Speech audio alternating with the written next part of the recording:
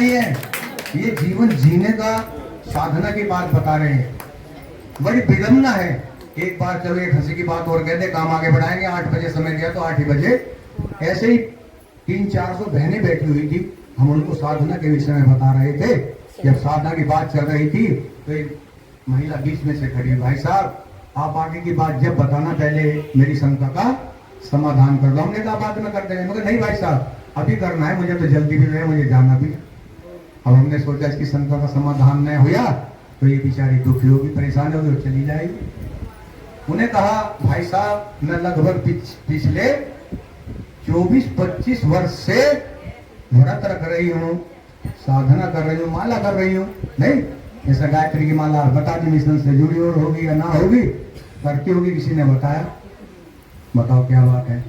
भाई साहब मैं इतने दिन से कर रही हूँ, ना तो मेरा पूजा करने में मन लगता और ना मुझको हम परिवार को कोई सुख शांति ना मिली। कारण क्या है? हमने सोचा इतनी लंबी साधना करती है, नवरात्रों में 9 दिन के करते हैं, कुछ ना कुछ चमत्कार हो जाता है, लेकिन कारण क्या होगा? हमने कहा बहन जी आप ये बताएं कि आप पूजा कैसे करती हैं, पूछना तो पड़ेगा। अब बहन जी कहने लगी भाई साहब मैं 3 सीटी की पूजा करती हूँ। अब हमने कहा 3 सीटी की पूजा तो आज तक हमने नहीं सुनी, ये क्या बात है, कैसी होती है बहन जी बताओ तो सही। अब हमारी बात कुछ समझ में आए तो हम कुछ जवाब भी दें। 3 सीटी की पूजा कहाँ से आ गई? मैंने कहा कोई गुरु होगा या कोई संत होगा, हो सकता है उनके साथ। तो भाई साहब 3 सीटी की पूजा में होती है, मैं सुबह सबसे पहले तो लेट उठती हूँ, आज का फैशन हो गया।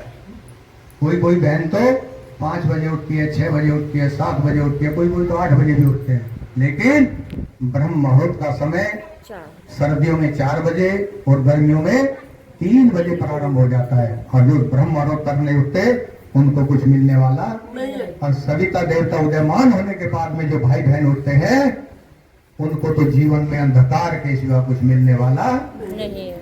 अब बेचारी लेट उठती, नहाती धोती, जल्दी जल्दी काम करती, बच्चों को स्कूल जाना, पति को कहीं काम पे जाना, नौकरी जानी, घर देखते हुए जाने, खाना भी बनाना, 100 काम।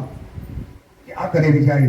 जैसे ही अपना भाग दूर कर एक जोत जलाती और क्या करती, ऊपर में सब्जी चढ़ा देती है और गैस पर रख देती है। और भैया मेरा ध्यान रहता बाबू जी अक्सर की 1 आ गई या 2 आ गई या 3 आ गई तो सब आता है।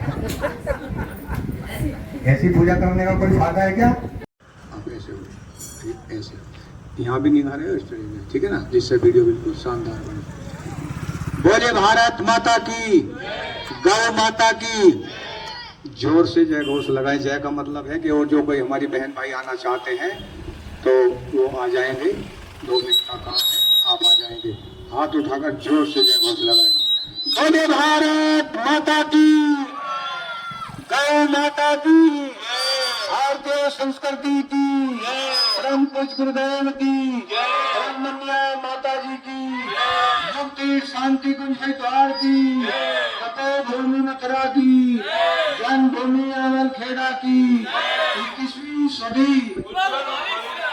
गायत्री मंत्र, महामंत्र, गुरु मंत्र, अनादि मंत्र का सहस्वर उच्चारण करेंगे। गायत्री मंत्र तो आप सब पर आता होगा, बहुत सुंदर बात है, आना भी चाहिए और करना भी चाहिए, लेकिन उसके साथ में हमको अपने भाव जोड़ने चाहिए। गायत्री मंत्र का भाव क्या है? उस प्राण स्वरूप, दुखनाशक, सुख स्वरूप, श्रेष्ठ, तेजस्वी, पाप नाशक, देव स्वरूप परमात्मा को हम अपनी अंतरात्मा में धारण करें। वह परमात्मा हमारी बुद्धि को संत मार्ग की ओर प्रेरित करें। क्या मांगा है भगवान से? सद्बुद्धि, बुद्धि की कामना की गई है, सद्बुद्धि की कामना की गई है।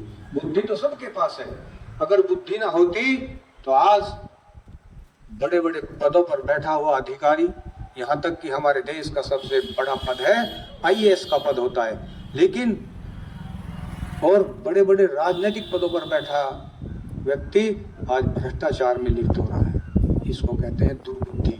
अगर यही बुद्धि हमारी सद्बुद्धि में अग्रसर हो जाए तो हमारी बहनें, हमारी बेटियां महारानी लक्ष्मीबाई बन जाएं, अहिल्या बन जाएं, कौशल्या बन जाए, गार्गी बन जाए, अनुसुईया बन जाए। हमारे भाई क्या बन जाए? स्वामी विवेकानंद बन जाए, रामकृष्ण परमहंस बन जाए, शहीद भगत सिंह बन जाए। लेकिन इस दुर्बुद्धि के कारण व्यक्ति आज दूसरी तरफ को नजर दौड़ा, धन दौलत मकान कोठी पैसा न जाने कहाँ लेकर जाएगा। ठीक है, आपका कार्य काम करना है, लेकिन ईमानदारी सबसे बड़ी आदमी की प्रमाणिकता होती है, ईमानदारी चरित्र होता है। हमारे साथ ये सब कुछ जाने वाला नहीं है। सीधी कमर करेंगे एक बार गायत्री मंत्र। ओम भूर्भुवः स्वः तत्सवितुर्वरेण्यं भर्गो देवस्य धीमहि धियो यो नः प्रचोदयात्। गुरु जो जिसको मानता हो, वरना इसके गुरु वेद मूर्ति तपोनिष्ठ पंडित श्री राम शर्मा आचार्य जी, जिनका आप फोटो देख रहे हैं, ये इतने बड़े तपस्वी गुरु, अब इसके बारे में बताया जाएगा। 1 मिनट आपको इनका स्मरण करें, जिसका जो कोई और गुरु उसका ध्यान करें, क्योंकि हम जो भी कार्य करें गुरु के संरक्षण में करें। हमारे से जाने अनजाने कोई अगर गलती हो जाती है तो सब गुरु उसको अपने ऊपर ले लेते हैं, हमको कोई हानि नहीं होने देते। और वेदों में शास्त्रों में हमारे इतनी उच्च कोटि की महिमा गुरु की गाई गई है। गुरु को क्या कहा गया है? गुरुर् ब्रह्मा गुरुर् विष्णु गुरुदेव महेश्वरा गुरुदेव परब्रह्म तस्मै श्री गुरुवे नमः। कबीरदास जी ने तो चौथी क्लास में आपने पढ़ा होगा, बहुत पहले लिखा। ऐसे तो सब आप जानते हैं, ज़्यादा बताने की जरूरत नहीं है। लेकिन गुरु गोविंदाऊ खड़े काके लागो पाए, बलिहारी गुरु आपनो गोविंद जो बताए। भगवान तक पहुंचने का रास्ता में किसके माध्यम से मिलता है? गुरु के माध्यम से मिलता है, सतगुरु के माध्यम से मिलता है। और एक संत ने तो और उच्च कोटि की बात कही है। क्या कहा है कि यह तनविश की बेलरी गुरु उमरत की खान, और शीश दिए जो गुरु मिले तो भी सस्ता जान। गुरु कोई व्यक्ति नहीं होता, गुरु होता है जो हमें अज्ञान से ज्ञान की ओर ले जाए, अंधकार से प्रकाश की ओर ले जाए। उस चेतना का नाम गुरु होता है। तो गुरु का स्मरण करेंगे।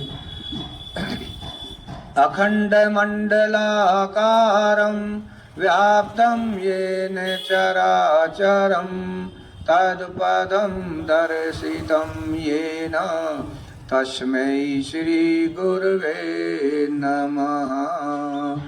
परम पूज्य गुरुदेव परम वंद्य माता जी माँ गायत्री के सूक्ष्म रूप से विराजमान परम श्रद्धे डॉक्टर पर्णा पांडे जी एवं परम श्रद्धा शैलजी जी के निर्देशन में ये ज्योति कलश यात्रा और देव संस्कृति विश्वविद्यालय के प्रतिकुलपति परम आदरणीय डॉक्टर चिन्मा पंडा जी के सहयोग से, उनके निर्देशन में ये ज्योति कलश यात्रा पूरे भारतवर्ष में और देश के लगभग 30-35 देशों में भ्रमण कर रही है। अनेक रथ बने हुए, जैसे हमारे उत्तर प्रदेश में 4 जोनों में, शांति कुंज के हिसाब से 4 जोनों में बांटा गया पूरे, जिसमें 18, 20, 22 जिले हैं। और इन 4 पूरे उत्तर प्रदेश में 4 ज्योति कलश रथ निकले हुए हैं, जो अपने गंतव्य की ओर सतत परिश्रम हैं।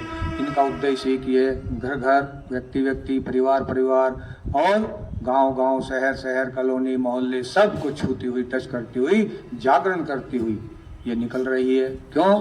क्योंकि जिन भाइयों ने, बहनों ने अब से 10, 15, 20, 30, 35 साल पहले मिशन से परिचित हुआ और वहाँ से दीक्षा ली, वहाँ का जाप करते हैं, वहाँ से कोई भी संस्कार कराया, अन्य कार्यकरों में तन मन धन से किसी भी प्रकार से भगवान का काम किया, अब किसी न किसी कारणवश निष्क्रियता आ गए हैं, परिस्थितियों अगर जो भाई लग रहे हैं, उन्हीं को सबको जोड़ते हुए मिशन से क्यों आवश्यकता पड़ी?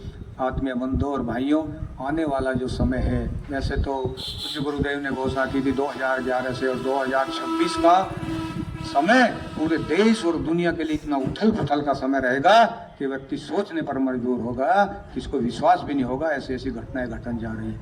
लेकिन फिर उन्होंने घोषणा की है कि 2026 में, जैसा आपको विदित है कि परम पूज्य गुरुदेव के साधना के 100 वर्ष पूरे होने जा रहे हैं।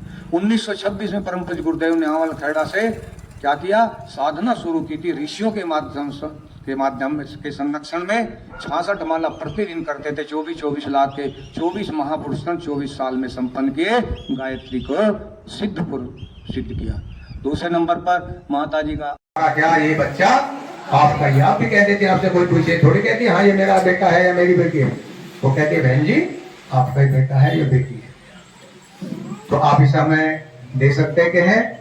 पंडित जी ने कह दिया जब आपका है ही तो मैं कौन होता हूं देने वाला। तभी मदन मोहन मालवीय जी ने आपको 12 वर्ष की उम्र में गायत्री मंत्र और यज्ञोपवीत संस्कार कराया और गायत्री मंत्र की दीक्षा देकर प्रथम दीक्षा मदन मोहन मालवीय जी के द्वारा पूज्यवर को दी गई। और उन्होंने 3 माला प्रतिदिन करने के लिए उनको कहा, वो करते रहे, 3 वर्ष तक करते रहे। और जब उनकी आयु 15 वर्ष हो गई